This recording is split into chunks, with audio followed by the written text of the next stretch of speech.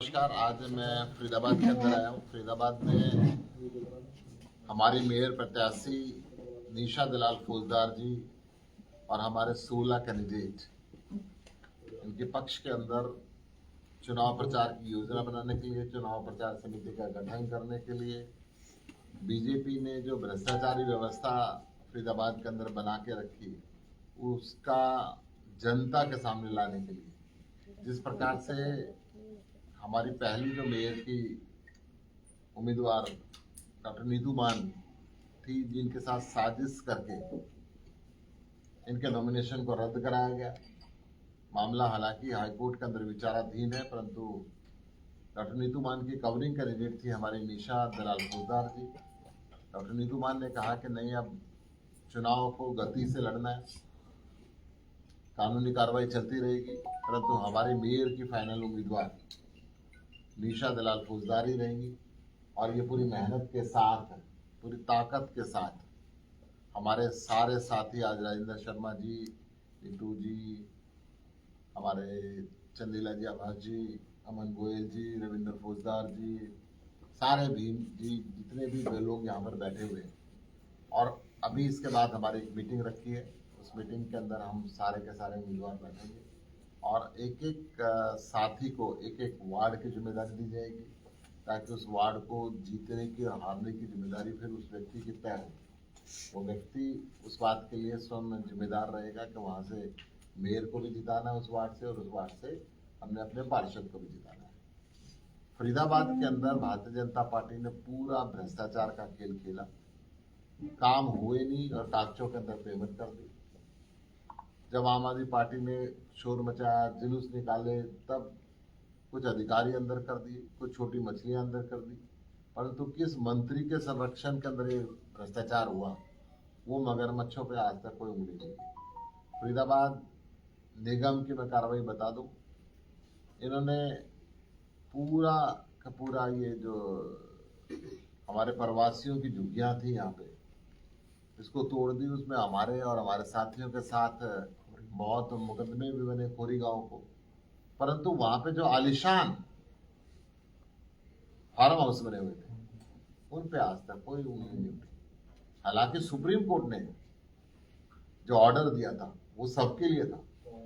Supreme court का order उन गरीबों के पुनर्वास के लिए भी था, आज तक उनका पुनर्वास नहीं किया इन्होंने। खोरी गांव में जिस तरीके से इन्होंने बलडोजर चलाया, और मुझे शर्म आती है कहते हुए, जिनको खुली छत के नीचे छोड़ दिया गया, परंतु जो आलिशान फार्म हाउस के मालिक थे, जो अधिकांश बीजेपी के लोग थे, उस तरफ इनका बलडोजर का मुंह नहीं गया। इनके न्याय के भी दो तरीके हैं, इनके डबल तराजू है, डबल स्टैंडर्ड है, गरीबों के लिए अलग और अमीरों के लिए अलग। फरीदाबाद कभी जो औद्योगिक क्षेत्र के लिए जाना जाता था, कहीं हिंदुस्तान में रोजगार नहीं मिलता था तो कहते थे फरीदाबाद चलो। आज वो फरीदाबाद कूड़े का ढेर बन चुका है। उस फरीदाबाद में सड़क कम और खड्डे ज्यादा है। उस फरीदाबाद के अंदर चारों तरफ पानी गंदा रुका हुआ है, नाले गंद से भरे हुए हैं। कई कई साल तक ये चुनाव कराते नहीं है, अधिकारियों के बलबूते पे लोकल बॉडी को चलाना चाहते हैं। आज आम आदमी पार्टी पूरी ताकत के साथ इस चुनाव को लड़ेगी और एक भ्रष्टाचार मुक्त शासन फरीदाबाद नगर निगम के अंदर देगी। हमारा मेयर की कैंडिडेट निशा दलाल फौजदार भी, और हमारे जो बाकी कैंडिडेट हैं, कमलेश जी, प्रमला राणा जी, राजकुमार जी, कुलदीप जी, संजय गुप्ता जी, सोनू जी, मेघा जी, जयश्री जी, लखपत राय जी और संदीप कुमार जी, सारे के सारे उम्मीदवार पूरी ताकत के साथ चुनाव को लड़ेंगे। और जिस तरह से नीतू मान जी ने प्रशासन पर आरोप लगाए हैं सर, कैसे उसको आगे कैरी फॉरवर्ड करेंगे? और लगता है आपको कि जानबूझकर ये किया गया है? देखिए, वोट ट्रांसफर कराना एक आदमी का लीगल राइट है। कुल 6 स्टेप होते हैं, 4 स्टेप इनके पूरे हो गए थे। कंप्यूटर के अंदर इनकी वोट दिख रही थी। मैं समझता हूँ कि रिटर्निंग ऑफिसर को इनका ये मंजूर करना चाहिए था, परंतु नीतू मान जी ने हाईकोर्ट के अंदर भी गई, हाईकोर्ट ने स्टे भी करने की बात भी करी, परंतु उसके अंदर एक शॉर्ट डेट हाईकोर्ट ने दी।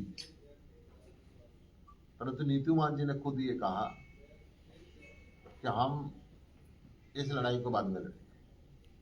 अब निशा दलाल फौजदार जी को चुनाव लड़ाएंगे, पूरी ताकत के साथ लड़ाएंगे। जितनी मेहनत नीतू मान ने अपने चुनाव में करनी थी, उन्होंने वायदा किया कि उससे डबल मेहनत ये निशा दलाल फौजदार जी के लिए करें। सर 16 वार्डों में कैंडिडेट है, बाकी के वार्डों में किस तरह की मेहनत होगी? देखिए, बाकी के वार्ड में हमने ये कहा है कि जो आजाद उम्मीदवार, बढ़िया आजाद उम्मीदवार है, जिनके मन में दर्द है, हम उनको समर्थन दें। इस नगर निगम चुनाव में आम आदमी पार्टी खुद को कहां देख रही है? आम आदमी पार्टी पूरी ताकत के साथ इस चुनाव को लड़ेगी और जीतेगी। सर, वार्ड नंबर 9 में हरजिंदर मेहंदी रत्ता की धर्मपत्नी को टिकट दी थी, उन्होंने उनको कांग्रेस ने भी दे दी और आपने भी दे दी। अब उन्होंने आपका दामन छोड़ के कांग्रेस का दामन थाम लिया एक ही दिन में। देखिए, ये एक मिस्टेक रही और उस मिस्टेक को हम एक्सेप्ट करते हैं। सुशील जी, जिस तरह से भाजपा नारा दे रही है ट्रिपल इंजन की सरकार बनाने का, आपको लगता है कि मतदाता उससे इन्फ्लुएंस होगा? देखिए, इंजन तो हमेशा एक ही बढ़िया रहता है। जब एक पहला इंजन फेल हो जाता है, दूसरा लगाते हैं, दूसरा फेल हो जाता है, तीसरा लगाते हैं। मुझे लगता है इनके तीनों इंजन फेल हैं। इन्होंने झूठे वायदे करके चुनाव लड़ते हैं। हरियाणा विधानसभा का चुनाव खत्म हुए 100 दिन से ऊपर हो गए, इन्होंने वायदा किया था 2100 रुपये हर बहन को देंगे, आज तक किसी को नहीं दिए। इन्होंने वायदा किया था कि ग्रामीण परिवेश में रहने वाली हर बेटी को जो कॉलेज में पढ़ते उसको स्कूटर देंगे, आज तक किसी को नहीं दिया। इन्होंने वायदा किया था 500 रुपये में गैस सिलेंडर देंगे और होली दिवाली पे अलग से फ्री देंगे, आज तक किसी को नहीं दिया। ये वायदा करते हैं और चुनावी जुमले कह के भूल जाते हैं। जैसे इन्होंने पहले भी किया था 2 करोड़ रोजगार हर साल देंगे, 15 लाख रुपए हर आदमी के खाते में आएंगे, किसी के दिया। तो ये चुनावी जुमले। दिल्ली के इलेक्शन हारने के बाद, हारने जाने के बाद इस इलेक्शन पे क्या फर्क देखिए, पड़ेगा भी कि नहीं? इलेक्शन जीत और हार एक सिक्के के दो पहलू होते हैं। दिल्ली की जनता ने 3 बार हमें जिम्मेदारी दी, सत्ता पक्ष, हमने सरकार चलाई। हमने दिल्ली के अंदर सारे देश की महिलाओं को बस यात्रा मुक्त दी। हमने दिल्ली के अंदर सरकारी स्कूलों को वर्ल्ड क्लास बनाया, मुफ्त शिक्षा दी। हमने दिल्ली के अंदर सरकारी हॉस्पिटलों को वर्ल्ड क्लास बनाया, मुफ्त चिकित्सा दी। हमने सड़क पे एक्सीडेंटल पेशेंट, वो सरकारी में जाए प्राइवेट में जाए, उसका सारा खर्चा दिल्ली सरकार ने दिया। हमने बुजुर्गों को फ्री तीर्थ यात्रा दी और उसके बाद भी प्रॉफिट में सरकार चलाई।